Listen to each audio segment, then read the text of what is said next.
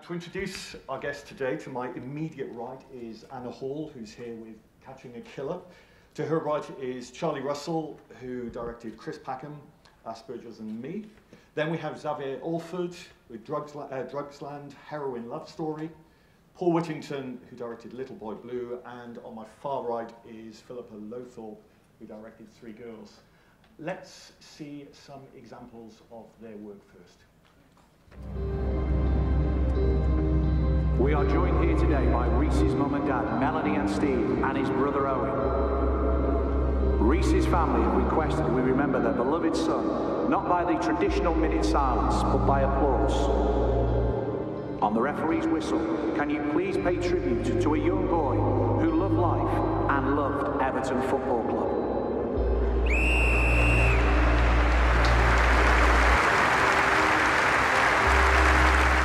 All we know at the moment is that we believe that we found Natalie. It's very early days, yeah. Margaret, so we don't know all of the answers yet anyway.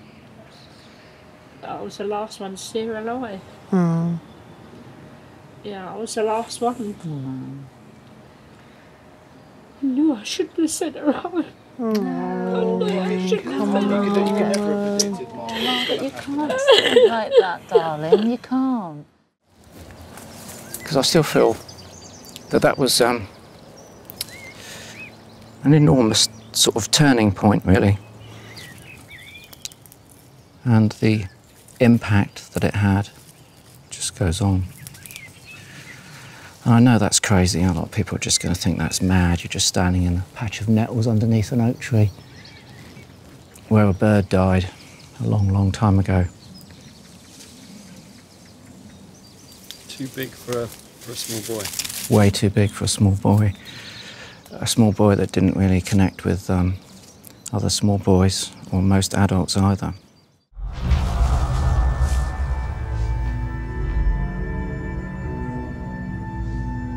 Look what you're doing now!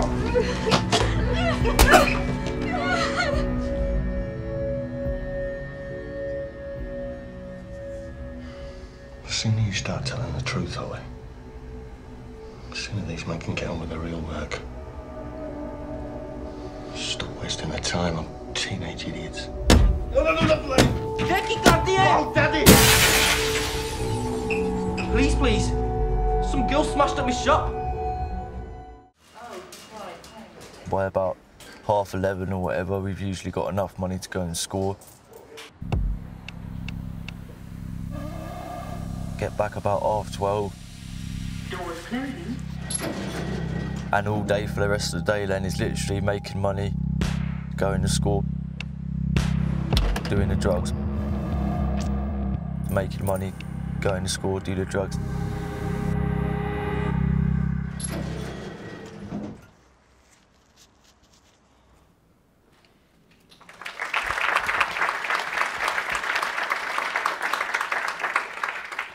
I want to open with a general question. These are all uncompromising stories, whether they're narrative or documentary.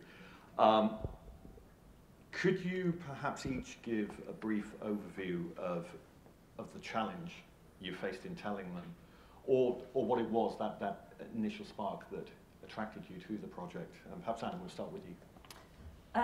Okay, so for me, I didn't really have a choice in what case I was going to get. So I'd set up access with Thames Valley Police, the Major Crimes Unit, and we got an extraordinary commission from Channel 4. So we had a commission where we had to make 4 films. They had to be single narrative. We hoped that we would be able to tell the story without using any commentary, and we sort of, we were all ready to go, and we had to wait to see what would come in. And we'd already done one case. We were very early on into the production. We'd filmed one case, and then we had a phone call. So we have an arrangement. We're still making this series. We still have an arrangement with Thames Valley Police where they'll ring us and they'll say, we've got a case you might be interested in. And so I got a call saying a woman has vanished. She's a mum of 3. This is extremely unusual, and we've arrested her partner. Are you interested? Answer, yes. So the challenge in making that film, I mean, just, numerous challenges, partly because we were very determined not to just make a police procedural. We didn't want to just, you know, follow the kind of the nuts and bolts of the police investigation. And, you know, I mean, we you know, that phone call in itself was completely tantalising. And, you know, it was my job then to try and work out very, very quickly what's the narrative, what's going on here. And of course, I don't know what the narrative is because we're just uncovering it as the police are uncovering it. And so it's my job to make sure that we're, you know, we're managing it, we're overseeing it, we're trying to capture every single thing as it's going along. And then, you know, as the investigation was unfolding, you know, it became clearer what the narrative was. And so for me, that piece, I'll talk a little bit about more that scene later perhaps, but, you know, one of the key challenges was trying to see if we could engage Natalie's family. And I was able to do that very, very early on and talk to them about why I wanted to make the film and who I am, why I care about coercive control, and they said, okay, we want to do it, we want to do it. So that was really what was, you know, completely jaw-dropping for me as a director, was that within minutes of having that conversation, I was then filming a scene where they were being told that this investigation was being upgraded from a high-risk missing person into a murder inquiry. So that was 10 minutes later, I was filming that. So that was extraordinary. So the challenge, you know, numerous challenges, but one to, you know, really work with that family and tell the story of Natalie in a really honest and, you know, way that really honours her memory. So it feels like I'm at a sort of different end of a spectrum, documentary-wise. You know, the starting point for mine was we've got a well-known figure, celebrity type, Chris Packham, he wants to tell his story, and you sort of think, oh God. And I went and had coffee with him, and he was just extraordinary. He wasn't the person that you see doing Spring Watch and Autumn Watch. He was clearly incredibly troubled by his Asperger's and had spent his whole life kind of dealing with that. And I just said to him, how honest do you want to be? What can we not talk about? Because often people in that situation will say, oh, we can't do that, we can't do this. And he was just amazing. He just said, there's nothing you can't ask me, I just want to tell the truth. And so the challenge was then just giving him the sort of comfort zone to do that and capturing that. We were sort of joking backstage about the way that our jobs are sometimes everything and nothing. And one of my answers to this is, the only thing I did with Chris is just say, just be you, just be honest. And then we started filming. And it's sort of, in a way, it is that simple. Obviously, it sort of gets more complicated along the way, but yeah. So the starting point for that episode, we were making a series. We wanted to look at drugs from every conceivable angle in one city, and one of the big areas is homelessness, so that was the sort of starting point, if we can find a good story there. And we knew we had access to this part of the police where they interact with homeless people, and a huge amount of what they do is actually trying to support them deal with their drug problems. The most challenging thing, I mean, we set out similar to Anna really with this aspiration to make a film that lives in the moment. So no commentary, no interviews even really. We didn't want to sit people down, and also with people like Rich and Joe, that's just impossible. You know, where do you do it? So those challenges were there, but the biggest challenge was just trying to make a film over a long period with two such chaotic people who need to either be making money to buy drugs or buying the drugs, and we couldn't really film them buying drugs, using drugs, and then being, you know, fucked on drugs. And so you had this very small window, really, and they'd always getting their mobile phones stolen, so your normal ways of interacting and keeping the plate spinning with your contributor, that they weren't there. So it's a lot of, you know, waiting around in car parks and known spots where you might find them, and then every time having that kind of, right, are you up for doing some filming? How are you? When did you last use? You know, how long have you got before you're going to be in withdrawal? And then, you know, so all of those things, that's the challenge. That's the biggest challenge over sort of 6-8 months. For me, I mean, this project, Little Boy Blue, had been in development for the best part of a decade, actually, by Jeff Pope, the screenwriter. And it started out as, initially as a story about there's a character in the piece, a 16-year-old boy who was forced into hiding the gun that killed Reese. And that's a fascinating case because he became the first juvenile to be granted immunity from prosecution if he gave evidence against the rest of the group. And he wasn't part of that gang. He was kind of coerced and forced into doing what he did. So initially that was the initial seed of the story, but then once Jeff started researching that story, it became very clear that you can't tell that story honestly without telling the story of the victim and the victim's family, Melanie and Steve and Owen Jones.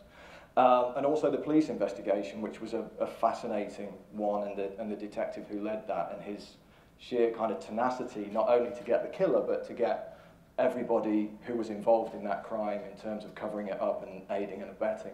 So that was the genesis of the project. And I guess what draws me into, I've done quite a lot of factual drama in recent years.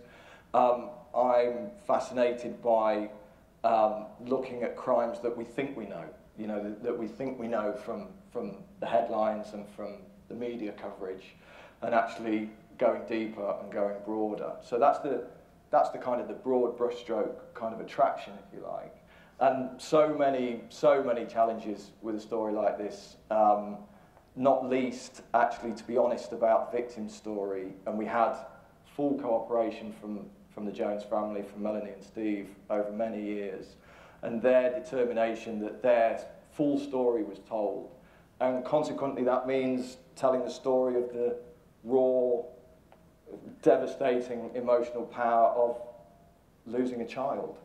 And I guess one of the challenges for us was to how to capture that and be honest about that, and yet actually, in all honesty, for that not to overwhelm the whole piece in a way and make it unbearable to watch. So it was a balancing act all the way through the 4 hours, really. Gosh, these films all are brilliant, aren't they? Amazing work. And I'm also in the same camp as Paul, having made Three Girls, which is, again, a factual drama based on real story. And I think the biggest challenge for me, and I was very lucky as a director to be able to be involved in the research right from the beginning, was to, one, really listen to the people, the young people telling us this story, and then work out with the writer how on earth we were going to tell it. And as the documentary makers here will know, when you start researching a story, people don't tell you everything at first. They're very shy, they're very suspicious, and it's a very, very delicate thing of winning trust with people and then working out how best to bring their story, which has been untold, to the screens. Jolly difficult. I said uncompromising at the beginning, and Paul used the word overwhelming. I think what draws all of these projects together is an emotional frankness that I find quite extraordinary to witness watching each of them. And I guess something, again, Paul, that you mentioned about finding this balance. You have to find the right way to tell a story, and I think you can talk to any filmmaker and start saying, well, what about audience reaction? You said, no, you have to find the right way to tell the story first, and hopefully you'll find the audience with it. But I am aware that there are commercial concerns, that there has to be an audience for this. And with each of these films, in certain ways, I felt, wow, this is quite tough, and I wonder how an audience would react. And perhaps, Xavier, I can start with you. There, amongst perhaps certain segments of the public, there is an attitude about drugs, drug abuse, and addiction that's very judgmental. And I just wonder about the discussions that you had with your team, with producers in advance of making this, of trying to find a way to present this from a non-judgmental point of view, and with the amount of empathy that we witness in this. I think, in a way, that was easy. We didn't discuss it. Almost didn't. I don't think needed to be discussed in a way. Our aim was to give other people, as all documentaries are, really, is to give other people a voice. So the question of being judgmental or not, I don't think is there. In terms of the audience reaction, that's a different thing. But if we're, you know, one of the hardest things, there's so much stigma associated with drug addiction and drug use, which is weird in a way. When you take a step back, the two most harmful drugs in our society are alcohol and tobacco, you know, the legal ones, which, yeah, there is stigma associated, but nothing like if you're begging and injecting tons of heroin every day, you know.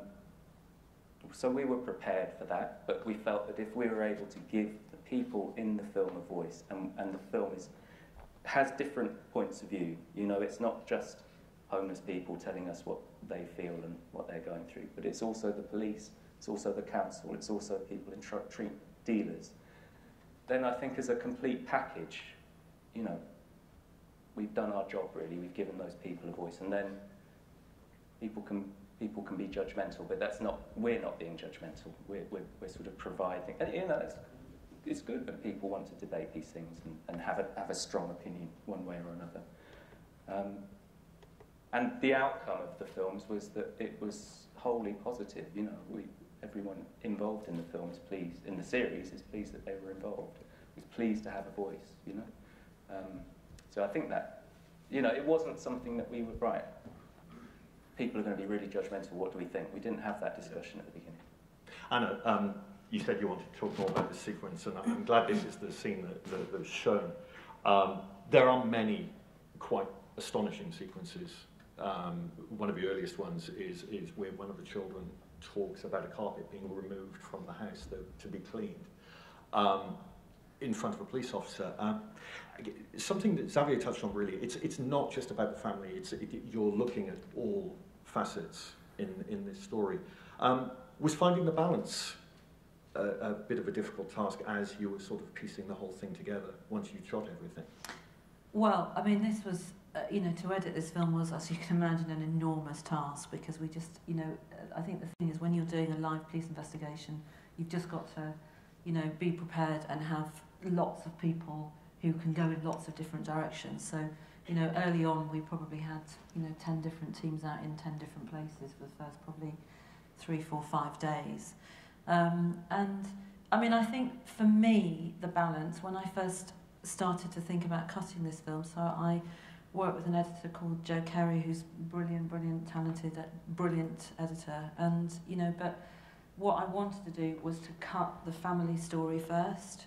So that's what we did, because I felt, as the story was emerging, that the story actually became this deeply tragic story about Natalie, who had been in a coercively controlling, violent, possibly sadistic relationship for 10 years.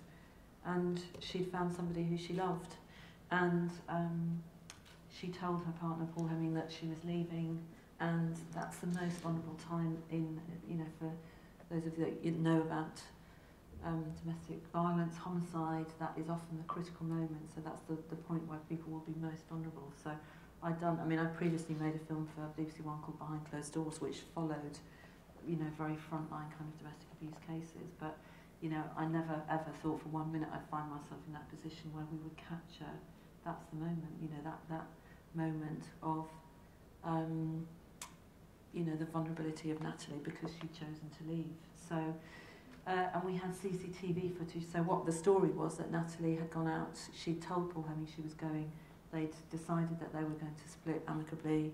She was going out with somebody from work, and she decided to go out on the Saturday night. Her best friend had advised her not to go, and she went, and there was CCTV footage of them in a restaurant and in a hotel.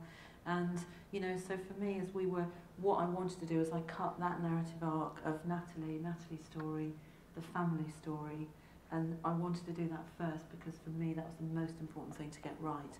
And all the other bits of the police procedural bits, we could then work out how to drop it in. So, but in terms of the kind of the sensitivity balance, you know, so that scene that you've just seen was cut with the moment when the police get they're on their way because Natalie's been found. So the story was that Natalie was missing for 3 weeks. You know, they were searching this vast area of Thames Valley, and the police didn't find her. A farmer found her, and we knew. I mean, pretty quickly, into the filming, I realised that if I was with any of these multiple teams, the minute that they found Natalie, that was going to be highly unlikely. So, you know, we'd put a really I mean, I think one of the things is in the early days with this, you can't plan, you just have to go, right, what's going on, who's doing this, da, da, da, da. But with that, you know, we knew that we hoped that at some point Natalie would be found. So we'd sort of worked out how we were going to do that. So that scene with Margaret, I discussed exactly how we were going to film that. I did not want that camera in Margaret's face. So we'd got a great plan of exactly what we were going to do. So I don't care. So that's why I've shown that clip, because there's a picture of a rose bush there, and Margaret's behind the rose bush, and I just decided I would shoot that scene for sound. So the family liaison officers who were there were absolutely fantastic, and that's what we did. So I said, you know, I don't care. I wouldn't have cared if we'd pointed it at a bin. That, you know, that was the point. But that was cut with Natalie's body being found by the police officers, and you know, we were there. I could have cut a half-an-hour film just about that moment, you know, but we had an awful lot of discussion about what was the right thing to do, and you know, there was never at any point that we were going to show Natalie's body. You know, and all the time for me, you know, I've got 3 kids. I kept thinking about Natalie's 3 kids, and just kept thinking, you know, what's the right thing to do for those children? So, you know, there was a lot of quite graphic detail that was shot on the ground that we just chopped. We got rid of all of it, and you know, I think the audience is grown up and has a, you know, a jolly good idea. We don't have to really ram it home of, you know, what's going to happen if somebody's been in the ground for 3 weeks in a climate of sun and rain, you know. So we just decided that we would give the audience enough information for them to be able to, you know, work out what might be happening, but just to be really respectful. So, you know, we were there when they brought the body out. I think that's probably one of the saddest things. Well, I think it is very much the saddest thing that I've ever filmed in my whole life. But, you know, again, we just had to work out how we were going to do that. You know, given that we weren't going to have half an hour to do it, we were going to have, you know, 3 or 4 minutes to tell that bit of the story. So, yeah, I don't know if that answers the question, but it's always a balance. Paul, the sequence we just saw at Everton Football Club is in many ways the climactic point of the first episode. And it is an emotional roller coaster ride up until that point in time. It's quite incredible. I think it's 4 minutes in that we find out what's happened, and from that moment on, it powers its way along. I'm curious about the conversations that you had with Jeff Pope, who wrote it, in particular with Stephen Graham's character, the detective superintendent, because I was stunned that you had that much emotion in the first episode, and on seeing the first episode, I wondered, where can you go from here? I know there's an investigation, but emotionally it's pitched so high. And it struck me that this Stephen Graham character, rather than being a colder investigator, he's this very rounded human character. And I felt in some ways that for an audience, you had the family here, and this was the thing that allowed you to, in a way, have a breather before going back into this. I think that's right, and that's what I was sort of suggesting before about getting the balance right, that if it's purely the family story, it just becomes unbearable to watch. And this is a multi-stranded piece, as I say. It's the story of what happened to the kid who hid the gun as well, and the police investigation.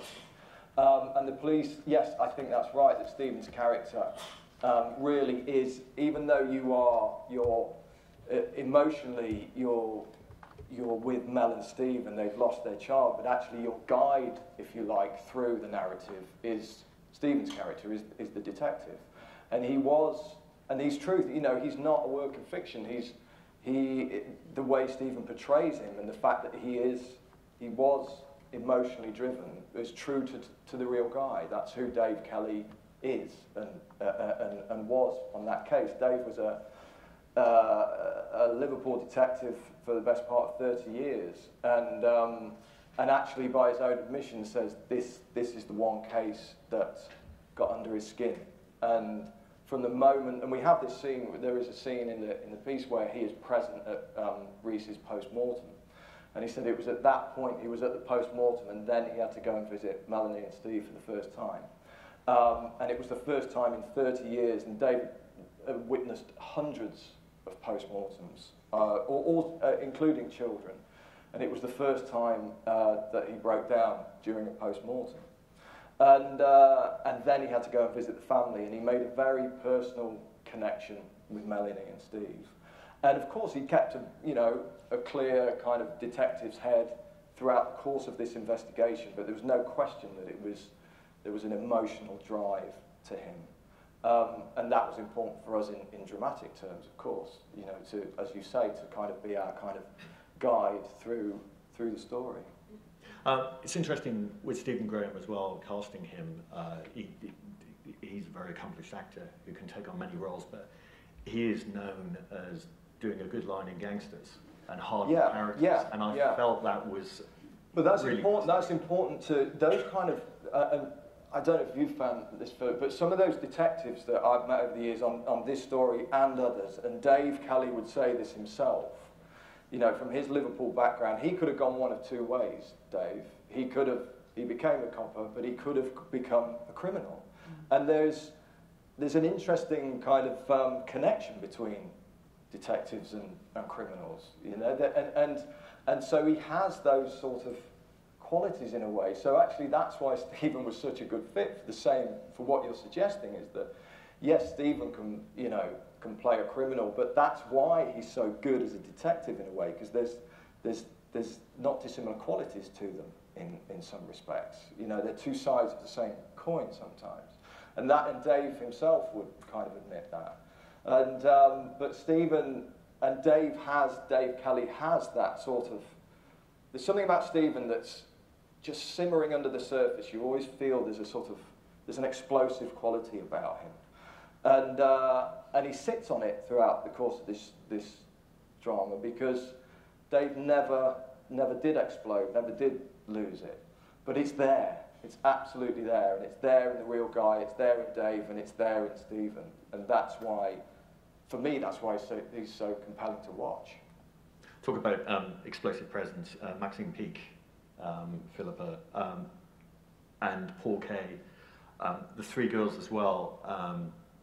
In your drama, I had a familiarity, like many people who followed the story, but didn't have detailed knowledge. And what I found very fascinating watching it, it felt like every turn I was always trying to work out these characters, particularly Paul Kay and Maxine Peake's character, because you would have facets revealed as the story progressed. I'm just curious about the casting process that you went through, first of all, with the three girls, and then Maxine and Paul, and working with them. It's probably a huge question that could take 2 hours. I won't take 2 hours. I work with a fantastic casting director called Shaheen Baig on many of the things that I work on. And we've worked on lots of things together, real life dramas like Five Daughters and other things. And we saw a lot of girls to find the three girls, because we needed people who weren't known. We didn't want stars, but also we needed people, young actors with a level of maturity who could handle that material. It's really tough being asked to be in a scene to do with abuse or rape. It's very, very difficult. And so we needed to find kids who could be very, very real and authentic, and also cope with that subject matter, as they did. Both Molly and Liv have got BAFTA nominations for their roles in leading actress and supporting actors. So they did very well. And it was their first thing they did, really. Liv, the one who plays Ruby, she'd never done anything before. I think she'd just done a tiny little bit of a Amdram thing. That was it. And with Maxine and Paul, how much research did they do? And Maxine met the real Sarah and Yeah. spent a lot of time with her. And Paul also met his real counterpart too. We had to choose people really carefully for this project, and Maxine Peake and Paul both came to it with real open hearts and a sense of integrity and wanting to do their characters justice, which I think they did. Charlie, come back to Chris Packham. what's interesting, and we had a brief conversation about this outside, for anyone who's seen it, I think you'd get an idea very quickly that the way you filmed it in extremely shallow focus pulls us directly into his world straight away. And there are moments I found it very interesting that you then pull back to show a wider world, particularly when it comes to exploring the science of how people are looking at autism and Asperger's. And I'm curious about the discussions you had in the way it was filmed, and how Chris responded. You said he's very open about it, but at different points to the focus you had on his different explorations. Well, on something like this, I like to keep a very small team, so all the sort of doc stuff I shot myself and decided to use that very shallow focus lens because, yeah, I wanted to be in Chris's head. I wanted to feel the intensity of that, and also the fact that the outside world is very distant for him. He's trying to explain his relationship with the noise and the sort of chaos of real life. And so he was very trusting in just sort of saying, okay, let's go for it, kind of thing. And I just sort of turned up with a camera and just sort of kind of got on filming him in that way. And then there's a bit of a vogue that, particularly in documentaries over the last few years, that everything gets shot in very soft focus because it looks very nice, and that sort of annoys me, to be honest.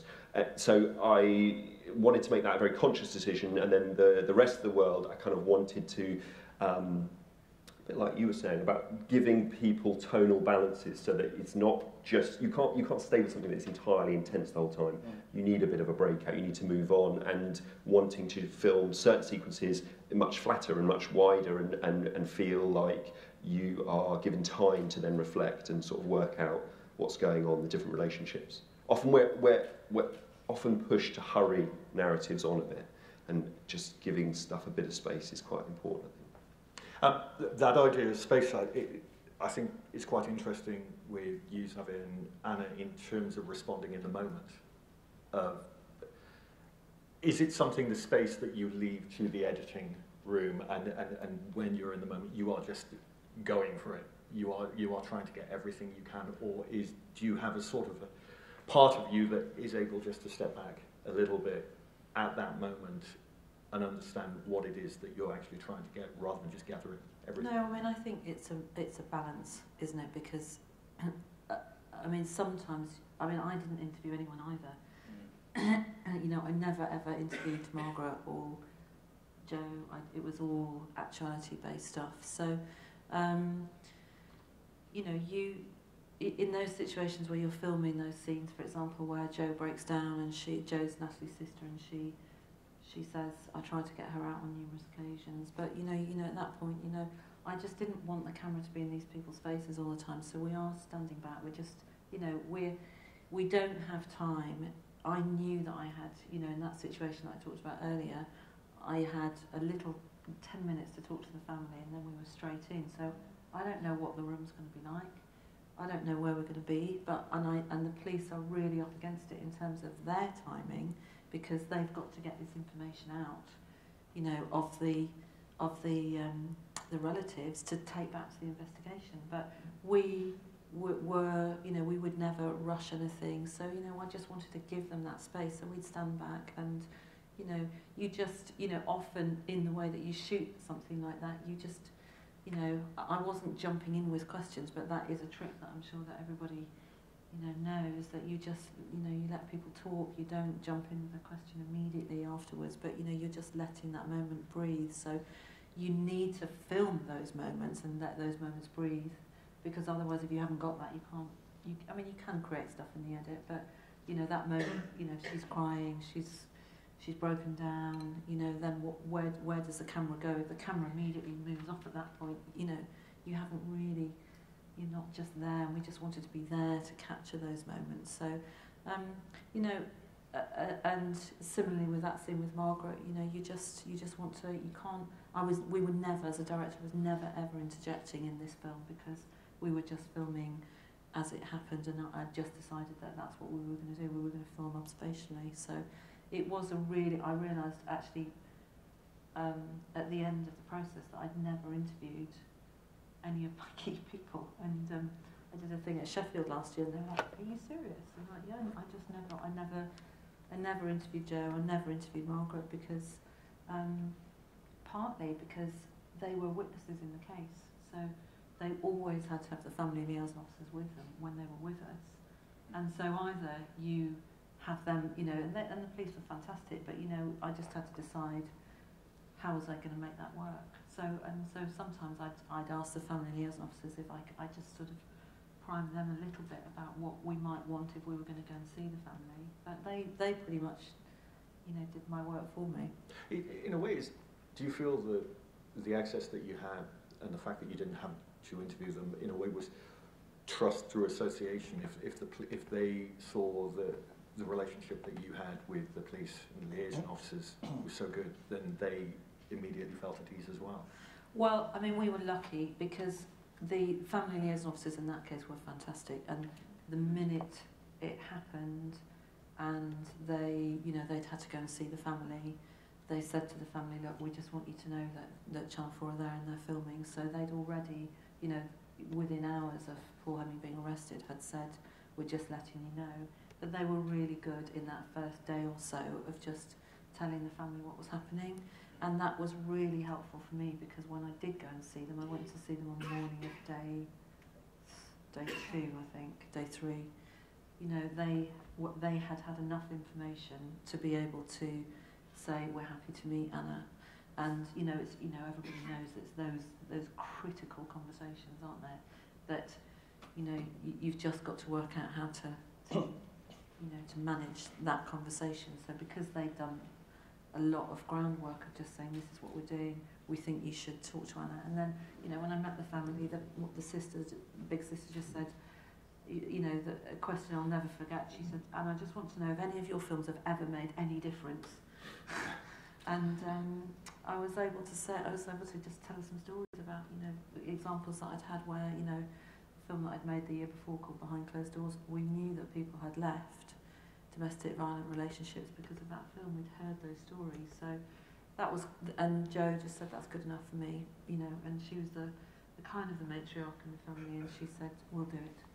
And then, you know, that was it. So, but it's all of this, I mean, all of us, it's just about trust. You've got to have trust, you've got to have transparency, you've got to be able to have the difficult conversations along the way, you know, for all of us, because we have to work out then, you know, so in the conversation in that scene earlier where we'd got this footage where we knew that Natalie's little boy had you know, seen something really important, and his evidence was critical. But, you know, I had to then decide if I was going to use that material, if I was going to have that conversation with the family, how was that going to play out, you know. And again, they were brilliant. They said, "It's true, that's what happened. He provided critical information," you know. And so we made, you know, for various reasons, we had to blur him, which, you know, we obviously respected that decision, and I think that was the right decision. And we slightly changed their names of the children. So, you know, we had quite a lot of fun in the dub trying to work out what we could change the name to in the dub. So, you know, you wouldn't know that as an audience, and we didn't tell you that as an audience, but you probably, if you watched that film, you wouldn't be able to tell me what the children were called. But I didn't want to beep it. So, yeah, so those conversations that you have to have, they're difficult conversations, but I think if you are, you know, for me it's, you know, for all of us, the only way that you can make these films is to bring your contributors along with you. And, you know, I don't know what you guys do, but I showed Natalie's family that film when it was still in the edit. I always do that with my films because it's really helpful, actually, and I want to get my contributors to see the film and see what we're doing. I don't want them to have mistrust at that point. So I show everybody. I don't mind doing that. I think for me, I found that a really constructive process. So they saw it, and you know, we had various conversations at that point while I was still in the edit about what would we do for the children and what was appropriate. Xavier, I want to come back to the original question in a moment, but have Rich and Joe seen the film? Yeah. What was their response? It was really positive. They're both really pleased that they did it. And you know, it's always a surprising thing that oh God, I looked better then, didn't I, at the beginning of the filming? Or yeah, look, you know, God, look how a much better place than they were during the filming now. So I was able to go and show them. They were both really pleased that they had taken part. They said that one of the reasons they wanted to take part was to just, if they can be completely open and it might put some people off making some of the choices they made, then they were happy, and they felt that it did do that. It got brought up in Parliament. They were thrilled that that had happened because they felt they were part of the debate. You know, these people, people in their situation don't have a voice. You know, they don't. They just, but a lot of them are desperate to have one because the people making decisions about people in their situations are a million miles away from their situation, so they were thrilled. In terms of the trust, I think the first conversation you have with your contributors is so important, to be open at that point and to say, you know, this is what we want and this is what we're going to need to do it.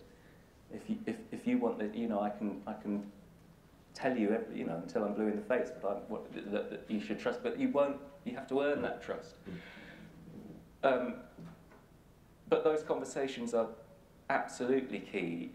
You know, you can tell me to stop filming, but I do want to film those difficult times. I do need to film. If what you want out of this is to do these things, then I need to be able to film these really tough situations. So there was a scene where Jolene was getting arrested, and obviously she got annoyed, you know, so she said, oh, can you stop filming? And I turned up with the police, so I'm, you know, whereas the police with you, Anna, they're on the same side, the police were the enemy, right? So I had to warn them. I might turn up with them, and, you know, anyway, she said, look, please stop filming, so I did. But I was able just to say, look, do you remember that conversation we had that first day? And she did, and she was like, okay, I get it, you know, carry on. So, and that would only have happened with those initial, you know, that's so key to having that sort of deal, really, where, you know, you will want to be that. You'll show the successes, and you'll show, but you have to show the dark stuff as well. And if you're open and clear about what you're doing all the way through, then those viewings shouldn't be a problem, really. That doesn't mean they're not sometimes, but they shouldn't be. And they were thrilled, you know, as everyone was involved in that. And it's interesting, just coming back to this idea of pace and getting people to talk, asking them questions. Having watched a number of American documentaries that are sensationalist in terms of inner city violence and that's been prompted by drug addiction, they're shot in a very cheap, frenetic, wow, look at this whiz-bang kind of way. Yeah, crash scenes. And it is very, very interesting that your camera does linger. And this comes back to the question, it's really interesting that the fact that you wait to see what they will say. And my editor would probably say, wait more, you know, because it's like, you panned away too quickly. The thing there is that I didn't want them ever talking to me. And then the initial reaction when you're filming someone is they talk to you because they're polite. People are generally polite and they want to tell you what's going on. But the reason I loved Rich and Joe when I first met them was because they're a couple and they're in love, so they talk to one another. So I was always trying to encourage them to talk about it and what was going on. What's that gear like? I might throw that in just as a thought, but quite quickly they'd have that discussion amongst themselves rather than to me. So I don't think there's any moments where they turn to me to talk to me. But in order to do that, you need to film it in a way that gives you space. We also wanted to have this idea of thought track going through it, so you don't cut to anyone in an interview ever. Again, you need to give your footage space. But also, I think there's just, you know, there is a sense that I felt quite privileged to be there filming them doing all the stuff they were doing, and having those kinds of arguments and discussions about their future and things. So you do just want to linger in those moments. I love that there's an expression in Japanese, randori, which it's actually a word used for fighting. And it actually means, people don't really understand the full meaning, but ran means chaos and dori means to catch. And I think observational filmmaking is really about capturing the chaos. You know, chaos. The world you're filming is chaos, and you don't necessarily have a great sense of what's going on, but through the way you film it and then edit it, I think the good films capture that chaos and make sense of it. So to do that, you need to, if you're frenetic and would crash bang all over the shop, then that's what you've got. If you're able to just observe calmly, and you know, all the angst goes on internally, then you know, but it's crucial, isn't it? Philippa and Paul, I'm curious to know who involved in the story saw the dramas and what their response was. But before that, perhaps the idea of trust and also responsibility that you felt embarking on these two projects. There must be a significant weight that you feel to tell this as honestly and as best as you possibly can. Perhaps Philippa first, you.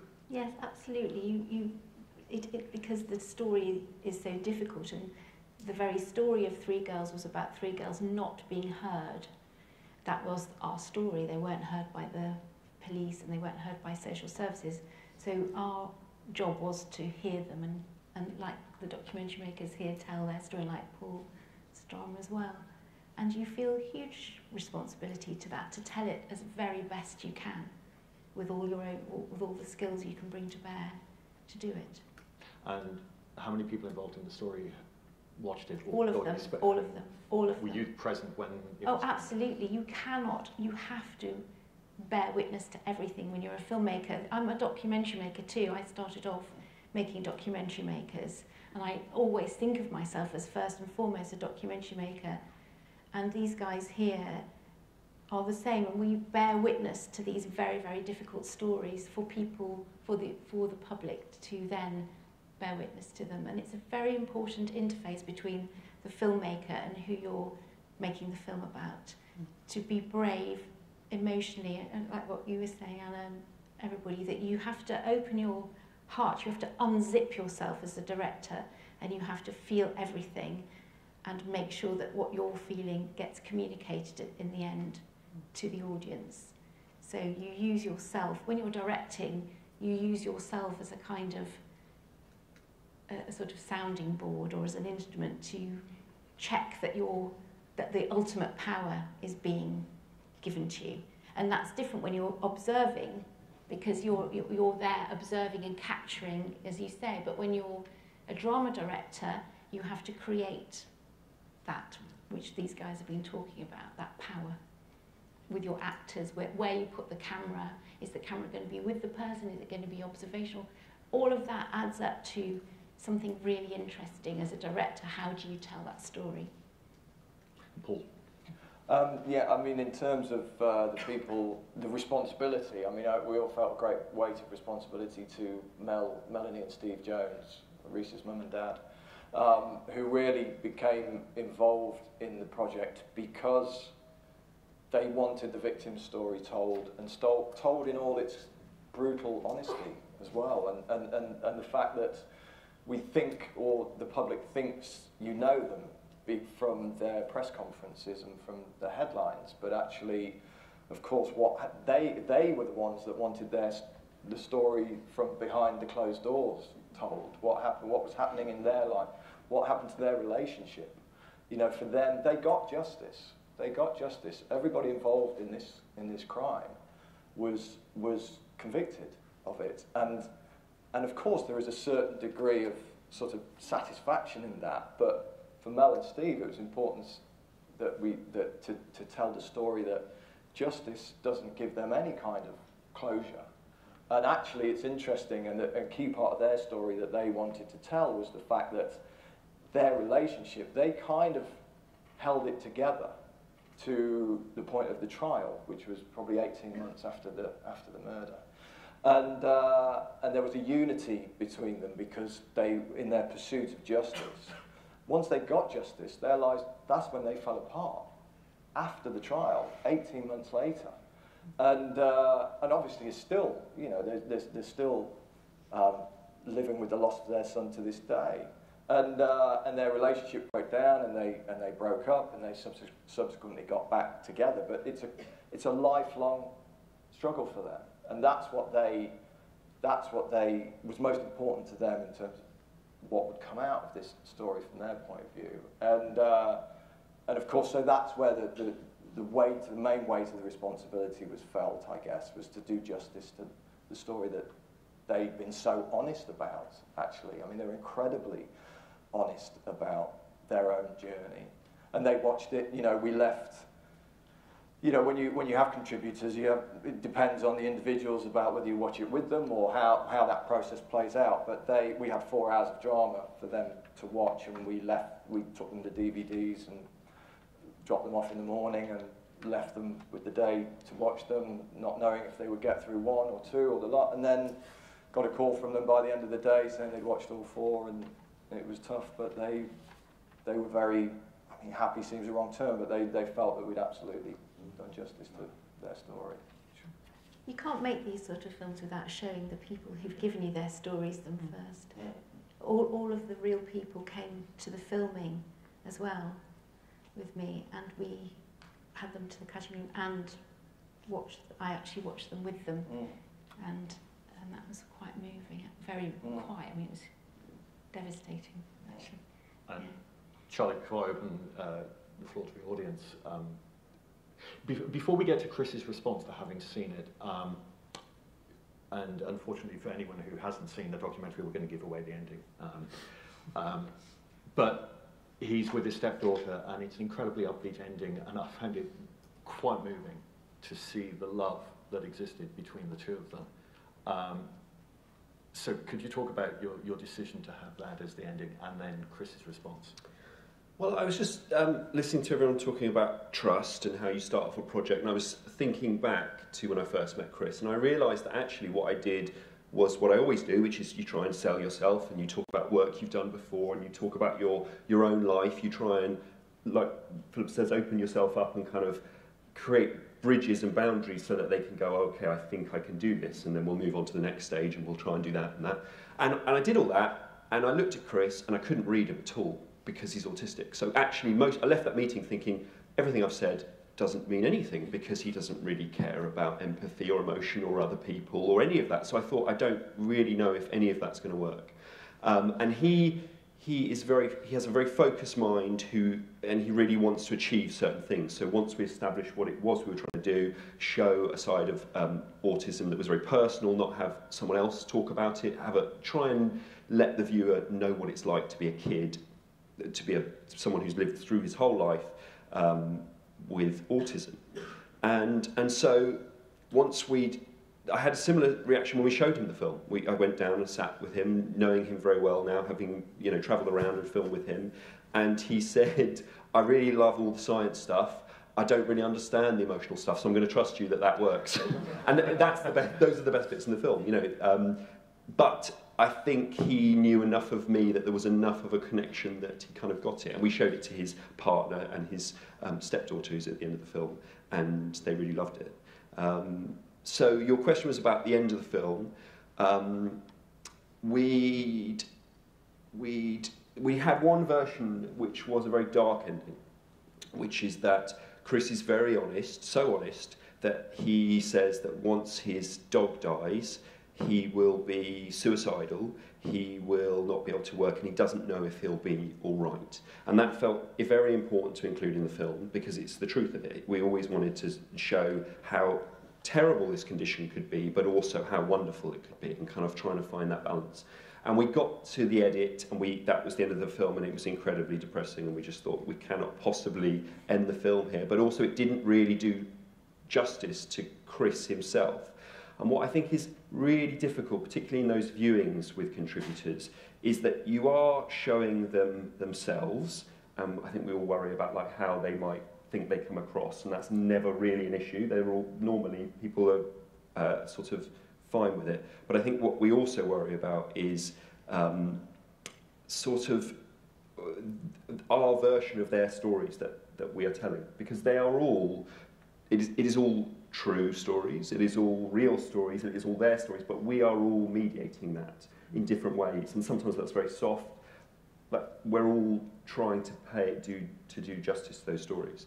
And so I felt that actually one side of Chris that kind of didn't really make sense in a way was that although he says he doesn't understand humans and he doesn't like spending time with them, he's also got this amazing relationship with a stepdaughter that he actually brought up. And everyone sort of said, well, that's too confusing, it doesn't make any sense, we're going to kind of seed that in early on in the film. And I just thought, no, you need to know Chris, and then at the end meet him and his stepdaughter and just sort of observe their relationship. And they have an argument about going to her graduation ceremony because he says he's not going. And he's absolutely right. And I've talked to him now, I've sort of said, why don't we film that? It'd be quite interesting. He says, I'm not going to the graduation ceremony. I don't like all those people, I can't cope with it. Anyway, and it sort of, for me, it encapsulated something wonderful and funny and warm and really loving about it, but also something very awkward and true to it. And getting Chris to say that he was proud of her was a sort of very long conversation. I think in the film he doesn't quite say it because he can't say it, because he doesn't quite get the concept. He doesn't really like the idea of pride, but he does his own version of it, which is he clearly loves this child who wasn't his own, but he was instrumental in her upbringing. And actually it sort of gives you a feeling of like, well, his version of life and living is different to ours, but it's equally as wonderful. We've got a couple of minutes for questions, so we've got a hand that's shot straight up there. Gentleman there, and then there's a woman 3 rows behind. Hello, thanks a lot. I find this discussion really, really insightful. Obviously, you're all dealing with really interesting and deep and emotional stories, and it seems to me that you can't do the stories justice without emotionally investing yourselves. So I'm just wondering what process you go through after the fact to kind of be able to close it and move on to new projects. How does that work for each of you? Perhaps I'll start with you on that. I haven't moved on to another project yet.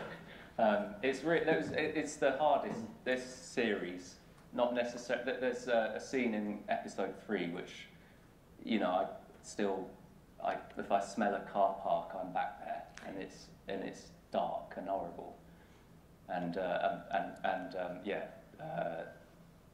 I think all of us went through something after that film because it's a long period, you know, sort of getting desensitized to things that perhaps you shouldn't get desensitized to.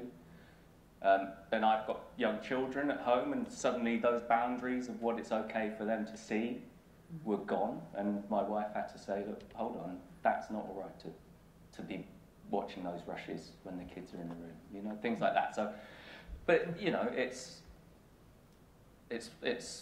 you know, it's part of it, isn't it? It's part of what we do. I wouldn't want to have approached that film in any other way. It's their reality. It's a lot of people's reality, and if I can't handle dipping into it, then I'm in the wrong business, I guess. But yeah, it does have an effect. You'll be, you know, and you have to acknowledge that in a way. It's unhealthy not to, and you have to, and you know, as long as you do that, you can. And as a team, you know, we had, you know, Sasha Mertzov, the series producer, you know, he arranged for us all to have a chat with a psychiatrist before, just as a group, you know, just in a way, almost just to go, you know what, you will see some nasty stuff, you know, talk about it, basically, and it's a good thing to talk about it. So we were encouraged to do that throughout, and we looked out for one another, you know, we all did, because we all had our moments. Anna?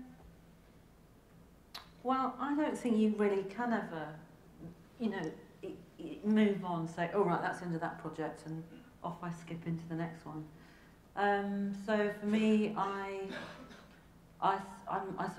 still living and breathing what's going on with Natalie's family. I keep in touch with, you know, I'm still in touch with contributors that I filmed 20 years ago.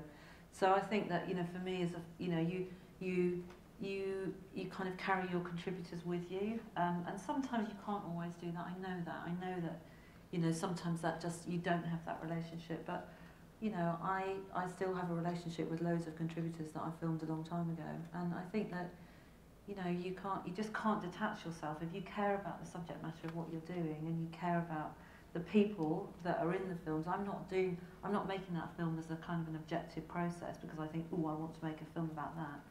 You know, you get attached to people, and, you know, sometimes it is difficult to have a boundary, and you know, I don't know. I would just say I've never moved on from a project where I go, right, that's the end of that. Goodbye. See you later. Philip, as someone who's crossed between documentary and narrative filmmaking, I'm not going to use the word easy or easier, but is narrative filmmaking more manageable to sort of move? You must be joking. Absolutely not. No, it brings a whole host of other problems with it. Do you mean in terms of making real stories or any old drama? I'm not going to distinguish there.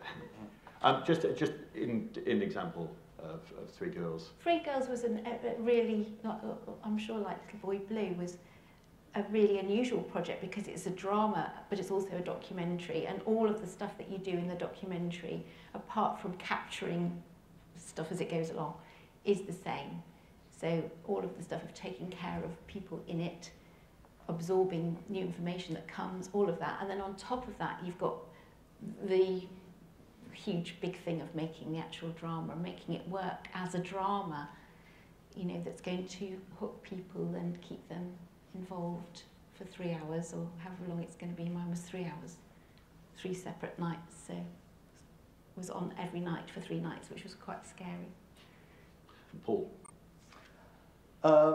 Yeah, I mean, there is, of course, there's an emotional investment, of course. I mean, when I first read this script, I didn't react to it as a director. I reacted to it as a dad, you know, and I think, you know, there was a lot, you know, were involved in making it that had our own sort of personal connections. But, you know, I don't know. At the end of the day, we're able to, you know, shoot a scene or make a drama, and I'm able to then pack up and go home to my family. And Melanie and Steve Jones can't do that. And so, nothing else just makes me incredibly grateful for what I have. We're all, because we all make real life stuff, we're incredibly privileged to be invited into people's lives, aren't we? Absolutely. And you have to treat that with huge respect, I think, as a filmmaker. And the flip side, I suppose, is there are times when you try and make something with someone who isn't as honest or isn't as able to be honest, and maybe that's your you know, sort of flaw in yourself. But I've had projects where it's just frustrating because you're desperately looking for that honesty and that difficulty. And I did something years ago where I filmed a man dying, and it had an incredible impact on me, and I had counselling and suffered with depression for a few months afterwards. And once you pick yourself up and get going again, you are, as you say, you feel so privileged to find the right stories that mean something, that you embrace them. I think we have time for a final question, yes. Hi there.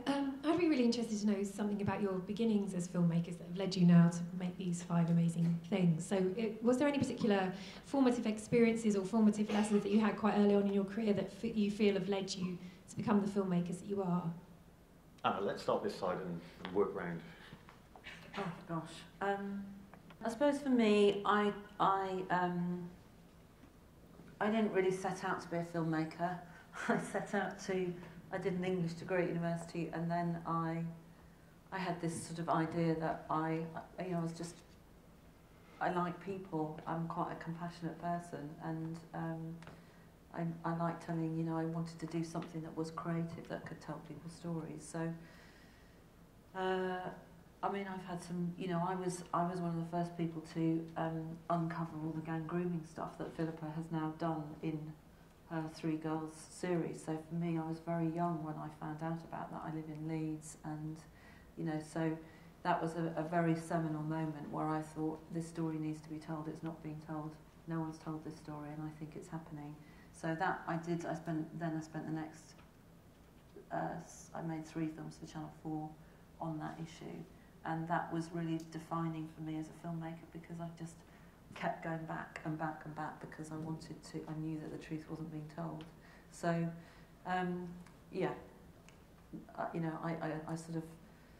I feel like once you have a taste of actually being able to do something where you think, I am actually telling a story that hasn't been told, and it's really important, you just kind of want to keep going, don't you? I think in whatever form you can do that.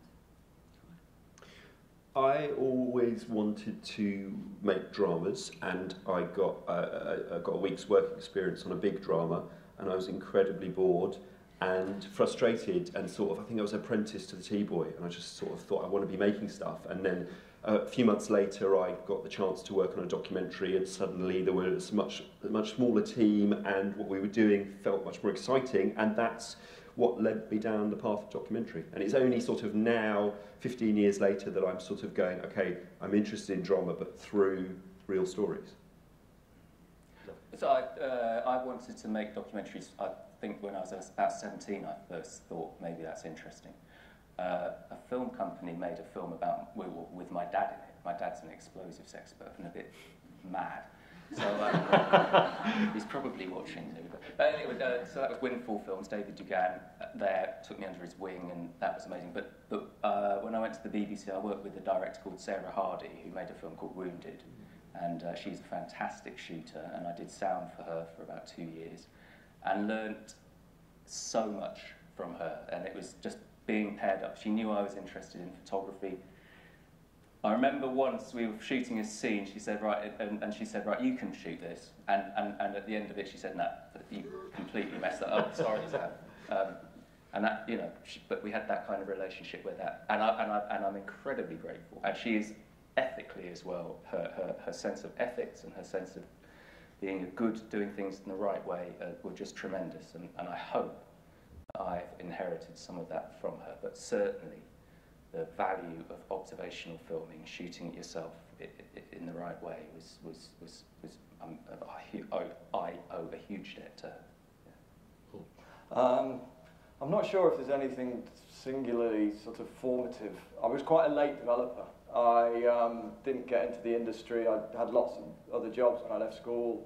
I was in my late 20s by the time I came into the industry, always kind of knowing that I wanted to get into some kind of drama and film, always having a love of drama and film, but not finding the way in. And I eventually joined I used to live in Nottingham, and I joined the BBC office there, which all they did there was a news programme, a regional news programme, but that was sort of became my film school in a way, working in news. So I guess that's formative of sorts, but influences, you know, Hill Street Blues when I was 11 years old.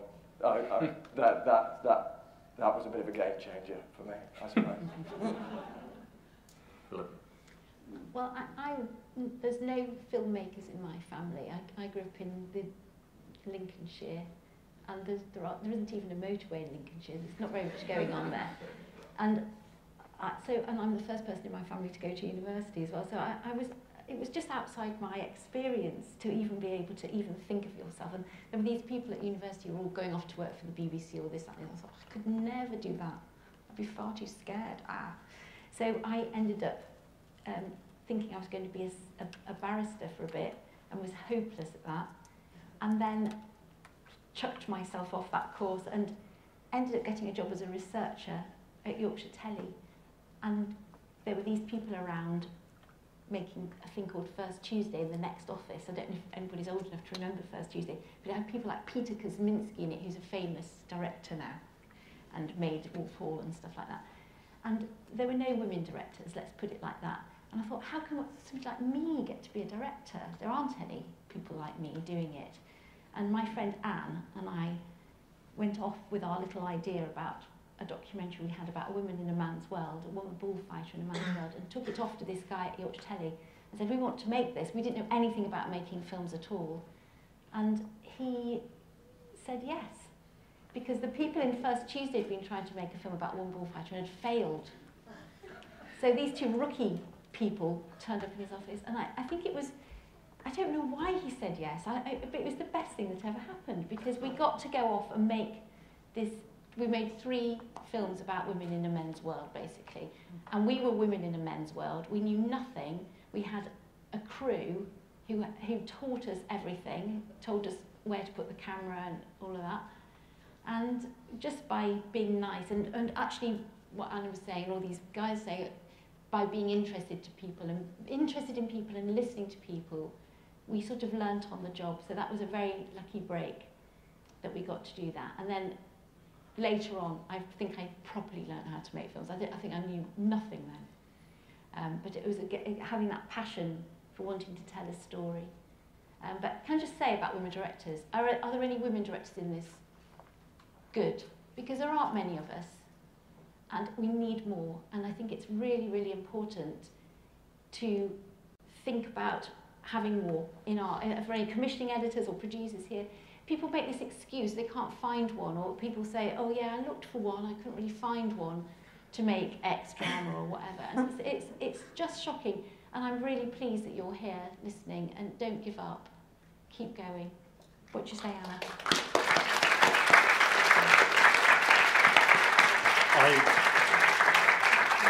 I think we could probably carry on for a very long time this afternoon, but I'm aware there are other events that are going to be taking place in this room, and these guys probably also need some lunch. Thank you very much to BAFTA for organising this event, but most of all, can you please join me in thanking our guests?